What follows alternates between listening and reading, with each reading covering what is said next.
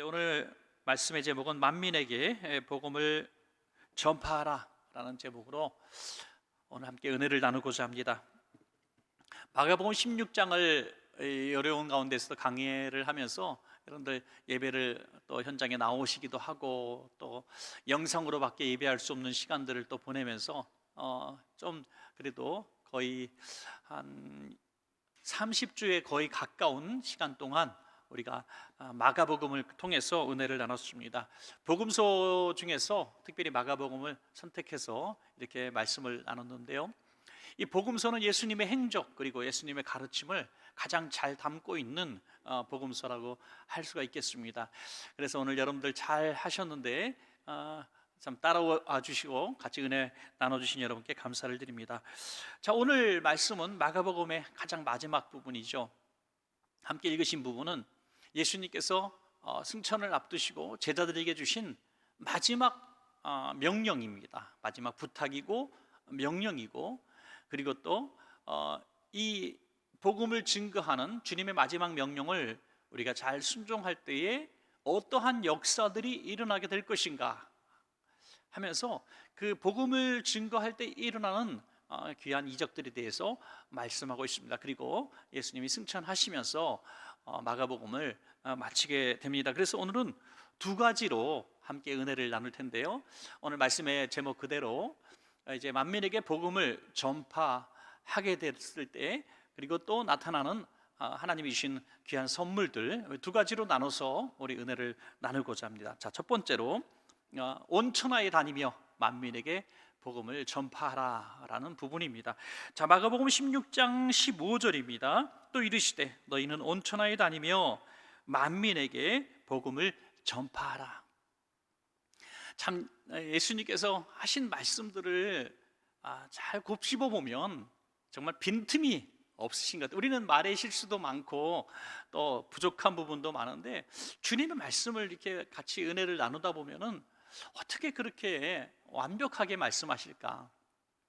온 천하 만민, 더 이상 표현이 없는 것 같아요. 우리가 전도라고 하는 개념을 가지고 누군가를 만나거나 또 노력할 때에 우리는 전도라고 하는 특별한 어떤 사명의식을 가지고 그 만남을 가지려고 하는데 사실은 그렇지 않다는 거예요. 온 천하가 우리의 전도지고요, 만민이 우리의 전도 대상자라고 하는 것입니다. 온 천하가 어디에 우리가 머무는 그곳이 바로 전도할 장소고요, 우리가 만나는 그 모든 사람들이 바로 전도 대상자가 될 수가 있다는 것입니다. 그렇다고 해서 아무나 붙들고 막 지나가는 사람, 오늘 지하철 타고 가는데 오늘 7,622명을 만났는데 대충 얘기한 겁니다. 하여튼 그 사람을 전부 붙들고 예수님 믿으세요라고 전도하는 것이 사명이니까 그렇게 말할 수도 없는 것이죠. 그렇지만 우리의 전도의 영역과 전도의 대상자는 무한하고 또 한계가 없다, 우리가 그렇게 말씀하고 있는 것입니다. 우리는 어떤 기획적으로 어떤 특정한 지역을 목표로 전도를 하기도 하죠. 한 나라를 선택하고 또 한 지역을 선택하기도 합니다. 그러나 그것이 사실은 온 천하가 하나님이 우리에게 말씀하신 전도지인데 우리가 좀 더 계획적으로 열심히 체계적으로 하기 위해서 그렇게 할 것뿐이죠. 사실은 오늘 우리가 서 있는 이 자리가 바로 전도의 최전방이 될 수도 있다는 것입니다. 어떤 특정 민족, 특정 지역, 또 내가 알고 있는 사람만이 전도 대상자다, 이렇게 여겨서는 안 된다는 것입니다. 다른 복음은 없는 거죠. 이게 전파, 온 만민에게 복음을 전파하라 했는데요, 전파가 뭡니까? 이 전파라는 의미도 참 중요하죠. 전파라는 뜻은 그냥 전달한다는 뜻을 가지고 있습니다. 우리가 주파수를 맞추고 이렇게 라디오나 텔레비전을 보게 될 때에 전혀 창작되고 창조적인 새로운 게 나오는 게 아니죠. 모든 전파를 받고 있는, 모든 주파수를 받고 있는 라디오나 텔레비전에 동일한 것이 나오게 되어 있는 것이죠. 우리 전 세계의 모든 그리스도인들이 복음을 증거하고 누구를 만나는지 복음을 증거하지만 다른 것을 전하는 게 아니에요. 다른 복음은 없습니다.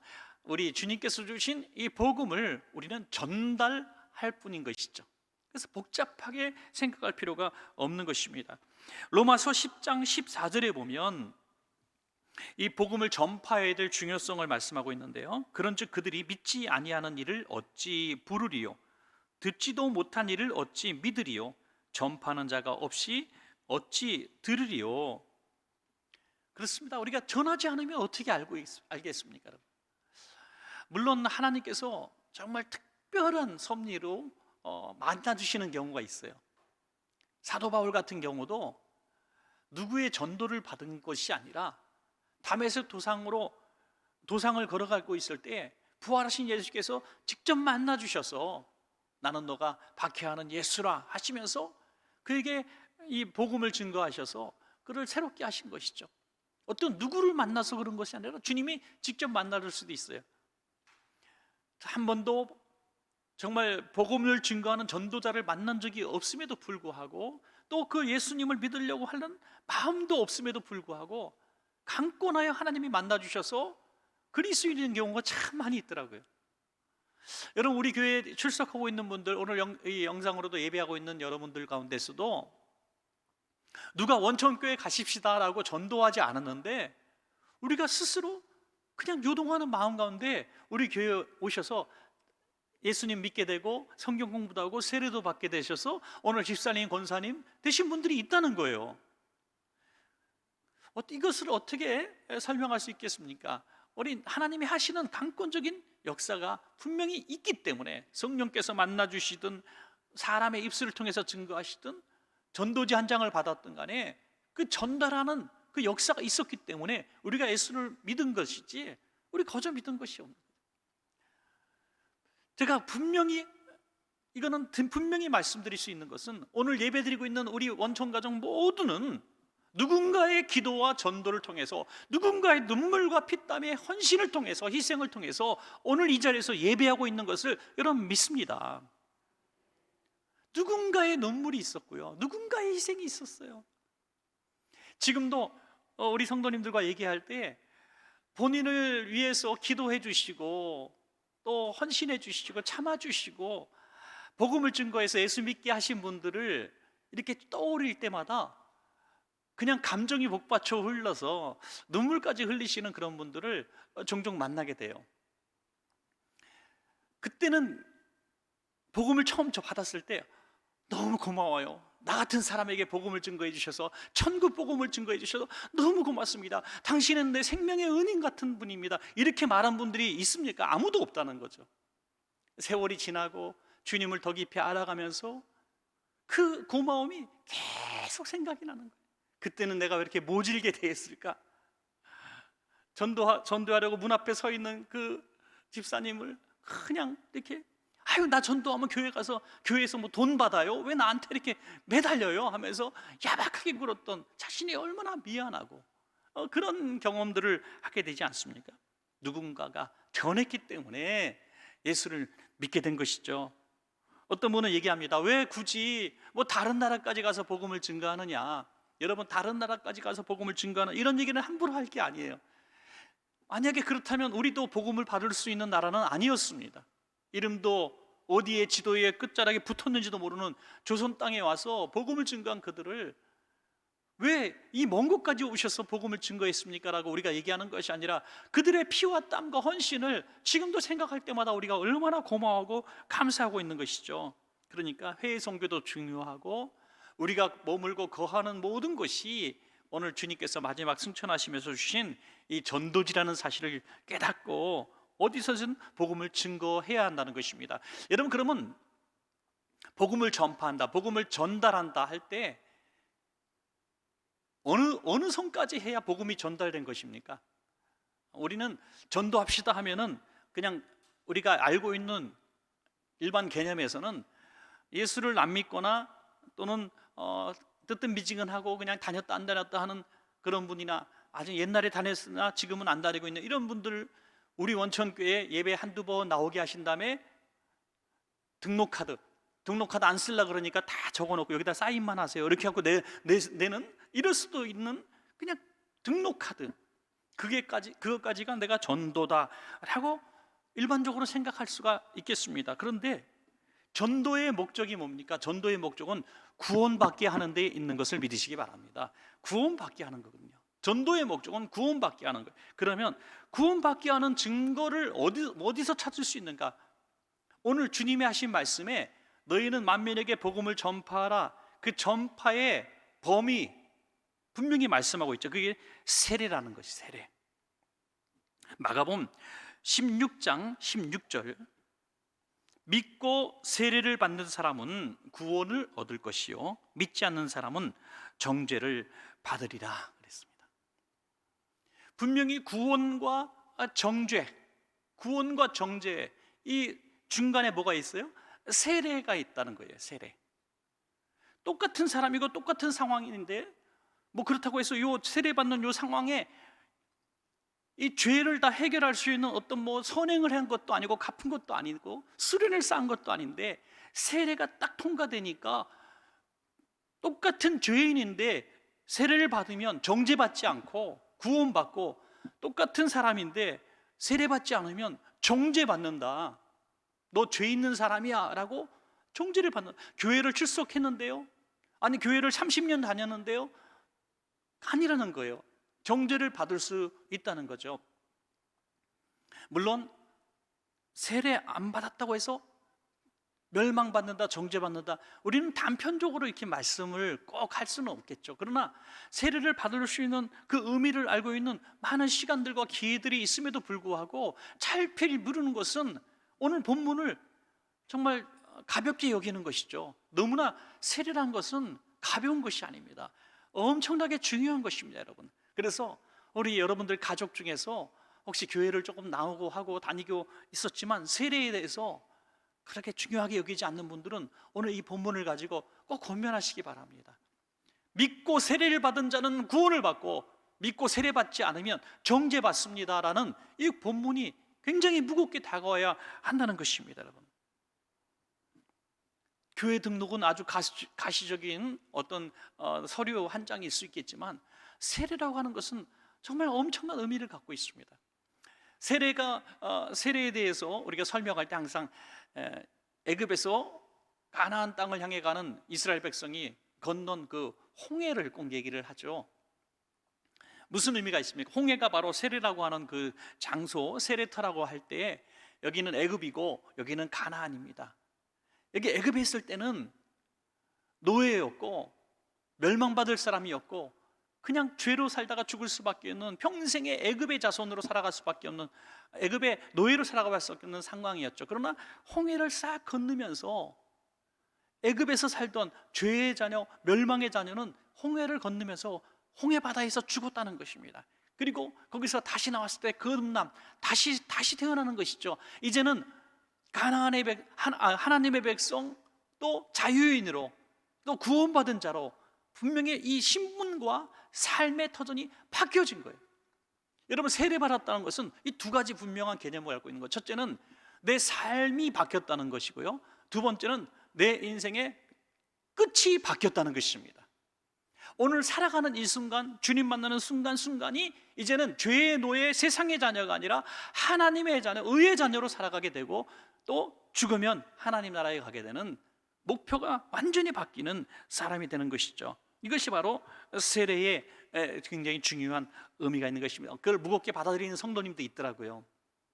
세례 다 받으시고 나서 중년에 좀 분들이 많이 그런 결심하는 것 같아요. 본인이 큰 마음 먹고 고민하고 또 고민하다가 세례를 받고 나신 다음에 이제는 정말 저 새 사람 되기로 노력하겠습니다. 전에 그렇게 즐겨 피던 뭐 담배도 또 술도 좀 이렇게 끊기도 하고, 또 악한 행실도, 습관적인 그런 일들도 좀 이렇게 절제하기도 하면서 새로운 삶을 살려고 굉장히 애를 쓰는 중요한 기점으로 삼는 그런 분들을 만나게 되죠.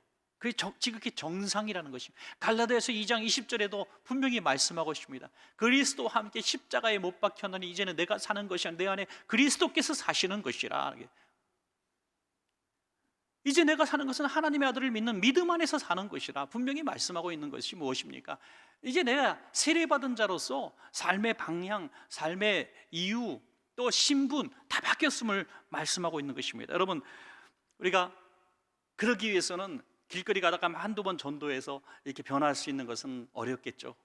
여러분들의 가까운 분들 가운데 혹시라도 주님을 알지 못하거나 또 과거에는 알았으나 지금은 신앙생활을 열심히 하지 않거나 또 그분들 가운데 특별히 세례받지 않는 분들이 있다면은 목표를 정하셔요. 이렇게 세례까지 내가 받게 하는 것을 목표로 한번 잡아보시고, 그냥 교회 등록 딱 시켜놓고 이제는 교회에서 알아서 하십시오, 이게 아니라 내가 전도한 사람 끝까지 이 세례까지 받게 하고, 세례 받는 날 함께 눈물을 흘리며 포옹해 줄 수 있는 우리들이 되시기를 주의 이름으로 부탁드리겠습니다. 자, 그리고 마지막 두 번째, 복음을 증거할 때 일어나는 표적들이 무엇인가 하는 것이죠. 마가복음 16장 17절부터 18절입니다. 믿는 자들에게는 이런 표적이 따르리니, 이런 표적, 이적들을 말씀하고 있습니다. 네 가지를 말씀하고 있죠. 곧 그들이 내 이름으로 귀신을 쫓아낸다. 귀신을 쫓아냅니다. 그리고 두 번째, 새 방언을 말하고요. 세 번째, 뱀을 집어올리며 무슨 독을 마실지라도 해를 받지 아니하며, 네 번째, 병든 사람에게 손을 얹어 쭉 나으리라. 이 네 가지 뭡니까? 귀신은 대적해서 물리치는 것이죠. 복음의 장애물, 그리고 뱀을 집어올리고 독을 마시, 하나님의 복음 증거자를 보호하시는 보호하심, 그리고 방언은 뭡니까? 하나님이 주시는 성령의 능력, 손을 얹어주면 나으리라, 이런 선한 영향력, 아주 본인을 전도자를 지키고 보호하시고 능력을 주시고 선한 영향력을 끼칠 수 있는 힘을 주신다, 이렇게 말씀하고 있습니다. 하나하나 살펴보도록 하겠습니다. 첫째 뭡니까? 복음 증거자에게는 하나님은 귀신을 쫓아내는 능력을 분명히 허락해 주신다는 것입니다. 거러사의 광인을 치료하시기 위해서는, 또 하나님의 자녀를 삼기 위해서는 분명히 넘어야 될 하나 관문이 있었죠. 그게 뭡니까?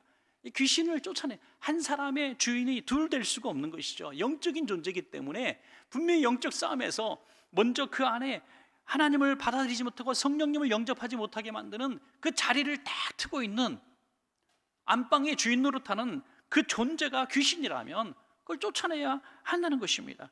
여러분, 그래서 우리의 전도 대상자를 놓고 전도할 때 철옹성 같은 그 심령 속에 뭔가 방어하고 믿지 못하게 하고 공격적으로 하게 하는 그 세력이 있으면요, 이상하게 여길 것이 없습니다. 아, 귀신이 귀신이 주인 노릇하면서 이 자리를 뺏기지 않으려고 하는구나.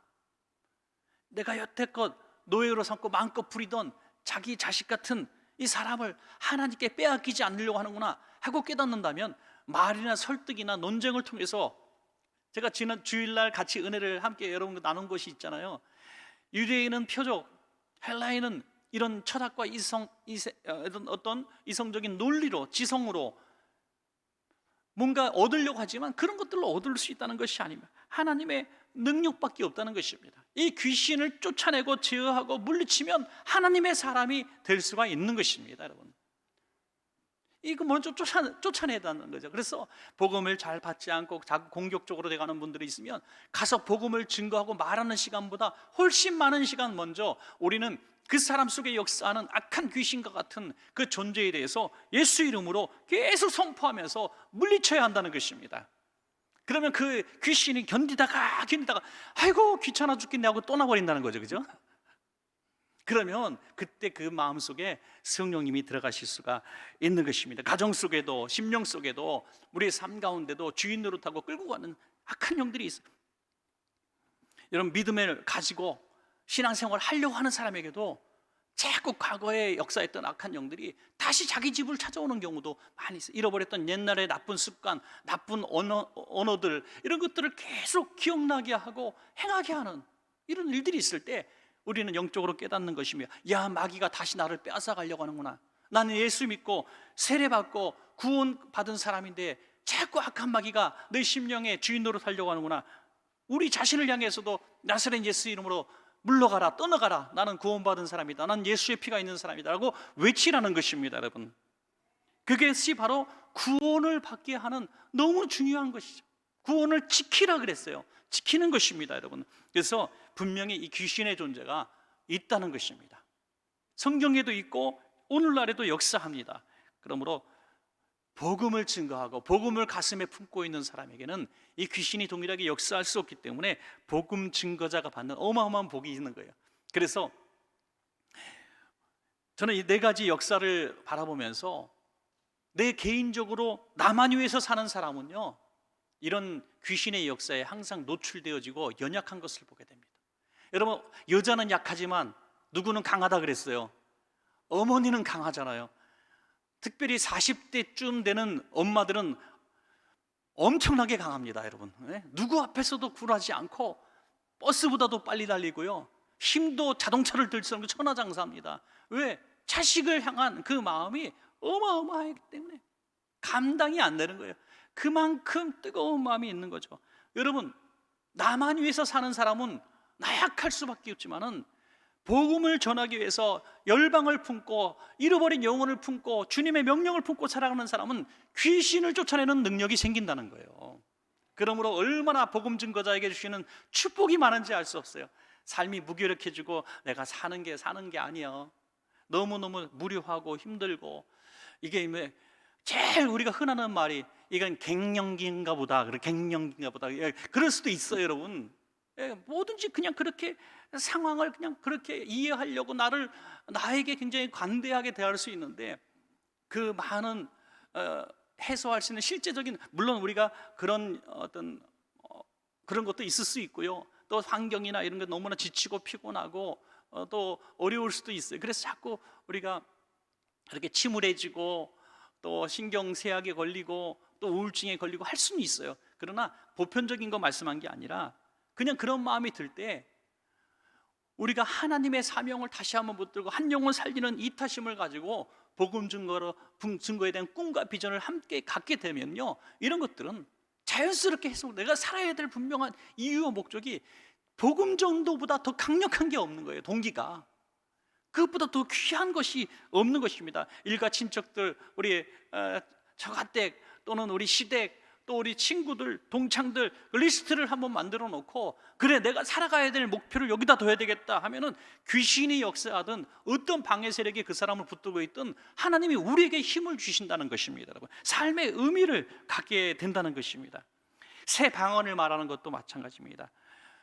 이 방언도 요즘에는 방언이 가짜다라는 사람들이 참 많이 나왔고 또 그렇게 이야기를 합니다. 그래서 실제로 방언을 한다는 사람을 만나서 논쟁하게 되면 방언이 가짜다라고 하는 사람이 이길 수밖에 없어요.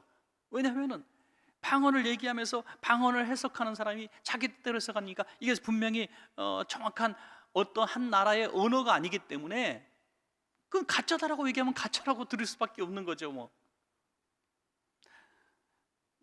여러분, 그런데 방언은 분명히 있었고 과거에도 있었고 오늘날도 있는 것입니다. 여러분, 하나님께서 성경에 기록된 방언, 이 성경에 기록된 방언은 초대교회 이후로 이제는 안 나타날 것이다 라고 성경이 말씀하셨다면 지금 말하는 방언은 가짜입니다.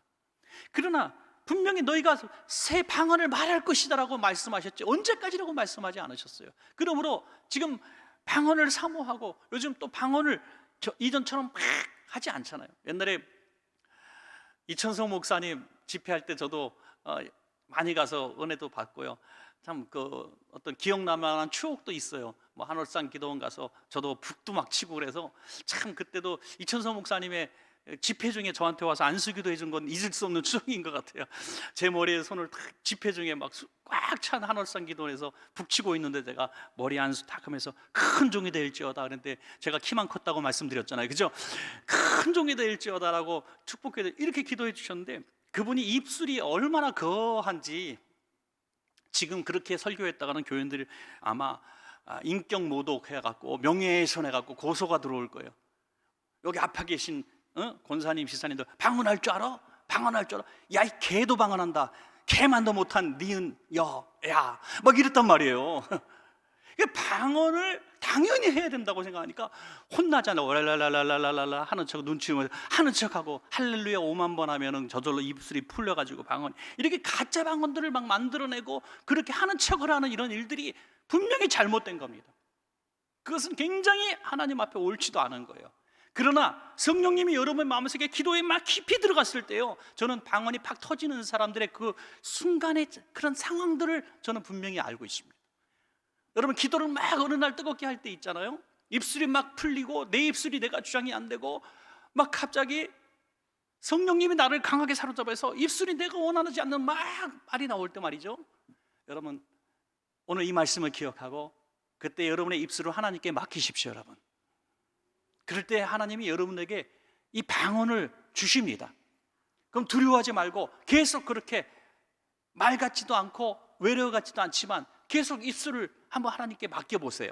1시간이 가고 2시간이 가고 3시간이 가는 역사를 경험하게 될 것이고, 기도가 설설설설 풀리고 기도의 능력이 나타나고 방언기도 한참 하다 보면 전에 평생 하지 않았던 고차원적인, 전에 한 번도 기도해 보지 못했던 수준 높은 기도의 영역의 세계에 들어가서 전에 하지 못했던 기도를 하게 된다는 것입니다. 이 방언은 하나님이 내 입술을 주장하셔서 기도를 이끄시는 거예요. 성령이 말하시면 탄식으로 우리를 기도를 인도하신다 그랬는데 그 뭘 보고 인정하십니까? 내가 정신을 딱 차리고 마치 내가 수필을 쓰고 작문을 하듯이 이렇게 기도를 하리라라고 하고 한다면 여러분, 그것이 정확하게 되지 않잖아요. 우리가 대표기도 하실 때도 실수하지 않으려고 이렇게 A4 용지 한 장 다 써서 하는 거는 그 시간도 정확하게 맞출 수 있고 상당히 유익하고 저는 굉장히 권면합니다. 그게 좋은 거예요. 저도 설교를 이렇게 원고를 잘 타이프 쳐서 이렇게 갖고 오잖아요. 성령이 인도하시면 그냥 인도하신 대로 설교하면 되지 원고를 왜 만들어, 이런 목사도 있어요. 그렇지 않습니다. 하나님이 항상 부어주시는 게 아니라 어떤 상황과 메시지와 어떤 순간과 어떤 기도 순간순간에 하나님이 부어주시는 거예요. 그러니까 대표기도 하실 때 여러분, 혹시 우리 안수 일사님, 권사님들, 장로님들 대표기도 하실 때 원고를 갖고 기도하고 있습니다만은 성령이 여러분의 입술을 확 사로잡아 갖고 어떤 기도를 시키면 순종하셔도 됩니다. 여러분, 괜찮습니다. 왜? 성령께서 붙드시는 것이 진짜가 될 수가 있기 때문이죠. 방언은 바로 내가 평소에 해보려고 하지 않았던, 또 해보지도 않았던 그런 기도의 영역과 높은 수준의 세계로 우리를 이끄시고, 또 하나님이 인도하시는 기도이기 때문에 마귀의 역사가 다 순간적으로 떠나가는 기적이 있을 수가 있는 것입니다. 또 뱀을 집으며 무슨 악한 독을 마실지라도 해를 받지 않는다. 어떤 사람, 옛날에 그런 사람 정말 있었대잖아요. 이 말씀이 너무 은혜가 되는 거예요. 그래갖고 집에 가서 제초제, 농약 이런 거 한 사발 들이켰다는 거 아니에요, 여러분. 참 그런 분들이 과거에 종종 있었습니다. 지금 이 시대에도 있는데, 제가 뭐 재미있지도 않고 참 불쌍한 사람들이 있어요. 지난 3월에 잠비아라는 곳에 제임스 사카라라는 목사님이 있어요. 22살 아주 젊은 목사인데요. 이분이 무슨 생각인지 모르겠지만 나도 예수님처럼 3일 후에 부활하리라 라고 선포하기 시작합니다. 그리고 순백색 가운을 입고 가죽 슬리퍼를 딱 신고 나타나서 나를 생매장시켜라, 3일 후에 내가 부활하리라, 믿음이 적은 자들이여, 그러면서 자기를 생매장시키기 위해서 자기 무덤을 자기가 팠어요. 사람들이 안 묻죠. 성도들이 아니 목사님 그러면 안 돼요, 안 되는데 믿음이 적은 자들이 호통을 칩니다. 그래서 정말 무덤 속에 들어갔는데 물론 죽었죠. 당연히 죽었죠. 2014년에 보면 제이미 쿠츠 목사님이란 분은 뱀을 하도 많이 사랑하고 다루고 하는 일들을 통해서 내셔널 지오그래픽에서 이 목사님을 취재하기까지 했대요. 뱀을 아주 잘 아는 목사님으로. 설교 시간에 뱀 갖고 실제로 이렇게 어깨에 들매고 이렇게 비유 설교도 많이 하는데, 이분이 결국 교회에서 자기가 기르던 뱀에 물려서 사망하셨습니다. 이분도 항상 그런 얘기했어요. 뱀에 물려도 죽지 않으리라, 무슨 독을 먹어도 죽지 않으리라. 여러분, 여기 뱀을 짚고 무슨 악한 독을 마실지라도 해를 받지 않는다는 것은 내가 피할 수 있는 것을 그렇게 막 한다고 해서 닿는 것이 아니라 복음을 증거하기 위해서 그런 위험한 상황 가운데 내가 나아갈지라도 복음이 전파되게 하기 위하여 복음을 전파하는 그 사람을 지키시겠다는, 보호하시겠다는 하나님의 약속인 것입니다. 너무나 쉽고 명쾌한 이 메시지를 어떻게 그렇게 해석할까? 그것도 참 신기해요. 또 하나는, 마지막은 병든 사람을 낫게 한다 하는 거죠. 여러분, 교회에 분명히 이적이 필요합니다. 우리 목사님들끼리 농담을 많이 해요. 야, 이게 코로나 이후에 교회들마다 다 침통하고 침울하고 이게 정말 될라나? 지금 우리가 이렇게 99명 예배를 해서 자유롭게 수요 예배 이렇게 앉아서 이 정도 예배 드리는 것도 참 기적이에요. 요즘 여름에 많은 교회들이 수요 예배 아예 안 드리고 있고요. 주일날조차도 그냥 99명이라고 하는데 99명이 아니라 그냥 나오라고 해도 50명, 40명밖에 안 나온대요.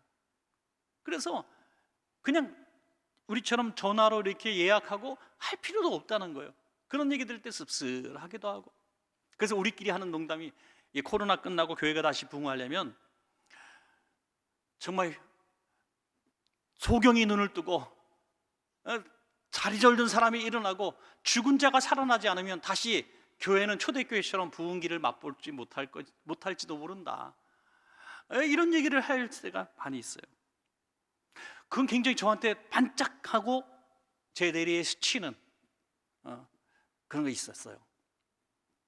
우리가 연기자를 구해가지고 휠체어를 다 타고 들어오게 했다가 일어나게 해서, 야, 우리 연천교회 오면 휠체어 타고 들어온 사람이 일어나갑니다, 이렇게 해야 될 것인가?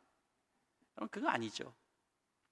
제가 느끼고 기대하고 소망하는 것은 우리가 정말 복음을 증거하기 위해서 몸부림치고 그냥 교회의 유지, 교회의 어떤 예배당을 채우기 위한 그런 열망이 아니라 정말 죽어가는 한 영혼을 향해서, 하나님, 우리 교회가 이곳에 있으니까 이곳에 수많은 영혼들이 주님을 모르고 지옥 가고 있으니 하나님, 우리 교회를, 우리 성도님을 통해서 이 복음이 정말 증거되기 어려운 이 시대에, 코로나 이후에 더 복음이 증거되기 어려울 텐데 하나님 도와주세요, 도와주세요 몸부림치고 이렇게 기도하면은 하나님께서 이런 기적과 이사를 보여주실 것이라는 기대를 합니다. 왜? 기적, 이사, 표적이 중요한 게 아니잖아요. 여러분, 죽은 자가 살아나 굉장히 중요하죠. 근데 그분도 또 죽어요. 병에 걸려도 나아요. 났어도 또 나이 들면 돌아가셔요. 여러분, 그것은 근본적인 우리가 바라는 것이 아닙니다. 정말 우리가 바라는 근본적인 가장 중요한 목표는 구원의 역사죠. 구원의 역사. 이 구원의 역사를 이루시기 위해서 하나님은 수많은 우리의 무지하고 무감각한 우리들을 깨우치기 위해서 수많은 이적과 기사를 분명히 허락하여 주실 줄로 믿습니다. 여러분, 그것을 기대해야 된다는 거죠. 그러기 위해서 우리가 딱 사모하는 마음이 있어야 됩니다. 오늘 낮에도 우리 구청 직원인 우리 교회 성도님이 점심시간을 이용해서 기도실에서 기도하고 마주쳤는데 어떻게 오셨냐 그랬더니 점심시간에 시간 내서 교회 기도실에서 기도하고 막 또 뛰어 내려가는 겁니다. 자, 그런 모습 보니까 정말 이 예배를 이렇게 전처럼 막 통성기도 열심히 하지 못하고 부흥회도 없고 소그룹도 할 수 없고 막 이런 상황 가운데서 하나님은 개개인의 마음속에 꺼지지 않는 불들을 주신 것을 보게 됩니다. 여러분, 우리 수요예배에 나오신 여러분들, 그래도 기도할 수 있는 시간을 주시고 우리 마음속에 큰 소리로 기도할 수 있게 하신 하나님 얼마나 감사합니까? 여러분, 예? 얼마나 감사합니까? 속이 막 터질 것 같지 않아요? 어떨 때는 전에처럼 주여 삼창 크게 부르짖고 기도하고 막 찬양하고 그러고 가끔씩은 막 그러고 싶지 않으세요? 여러분, 그럴 때 성령께서 우리 마음속에 이런 뜨거운 마음을 주신 거예요. 이건 절대로 묵살하거나 무시할 필요가 없습니다. 여러분, 이제 부활하신 예수님께서 승천하시는 모습이 끝절에 나와 있죠. 마가복음 16장 19절부터 20절에 주 예수께서 말씀을 마치신 후에 하늘로 올려지사 하나님 우편에 앉으시니라. 제자들이 나가 두루 전파할세 주께서 함께 역사하사 그 따르는 표적으로 말씀을 확실히 증언하시느니라. 여러분, 하늘로 올라가셨고 하나님 우편에 앉아 계신다. 이게 승천에 나타난 중요한 모습이죠. 하나님 하늘로 올리시는 것을 수많은 사람들이 목격을 했고요, 그리고 하나님의 우편에 앉아 있는 것을 영적으로 볼 수가 있었다는 것입니다. 여러분, 이거 역사적인 사건이라는 것이 사도행전에 그 증언하는 사람들을 통해서 기록되고 있는데, 사도행전 1장 11절에 이르되 갈릴리 사람들아 어찌하여 서서 하늘을 쳐다보느냐, 너희 가운데서 하늘로 올려지신 이 예수는 하늘로 가심을 본 그대로 오시리라 하였느니라. 이 책의 저자인 누가는 실제로 그 상황을 보았고 그곳에서 했던 얘기들을 기록해 놓고 있습니다. 사도행전 1장 22절에는 항상 우리와 함께 다니던 사람 중에 하나를 세워 우리와 더불어 예수께서 부활하심을 증언할 사람이 되게 하여야 하리라 하고는, 여러분, 사도를 새로 뽑거나 교회의 굉장히 중요한 멤버들을 이제 뽑을 때에 굉장히 중요한 요소를 하나 두고 있는데, 그게 뭡니까? 예수님의 부활을 증언할 사람을 우리가 갖자. 여러분, 우리가 집사님으로 또는 어떤 권사님으로 장로님으로 목회자로 세우면서 또 어떤 사역 교사로 찬양대로 어떤 전도대로 구역장님으로 세우면서 우리가 한번 이렇게 얘기한다고 합시다. 집사님을 구역장님으로 세우는 것은 예수님의 부활을 증거하게 하기 위함입니다. 김 집사님을 우리 찬양대원으로 세운 것은 예수님의 부활하심을 증언하게 하기 위하여 세운 것입니다. 할렐루야. 이것이 초대교회의 중직을 세우는 기준표가 되었다는 것입니다. 그러면 예수님의 부활을 그들은 목격했다는 거예요. 예수님의 승천을 보았다는 거예요.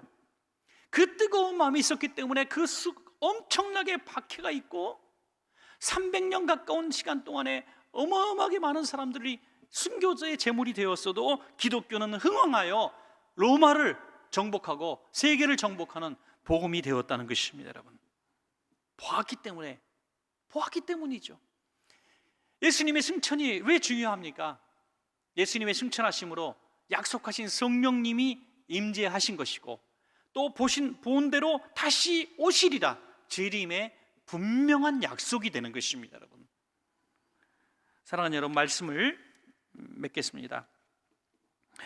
오늘 마지막 시간 예수님께서 이제 우리 모든 남겨진 제자들과 성도님들에게 주신 이 마지막 명령, 이 명령은 우리를 부려먹으시려고 주신 것이 아니라 우리에게 주신 어마어마한 하나님이 약속하신 이 축복의 보따리와 함께 주셨습니다.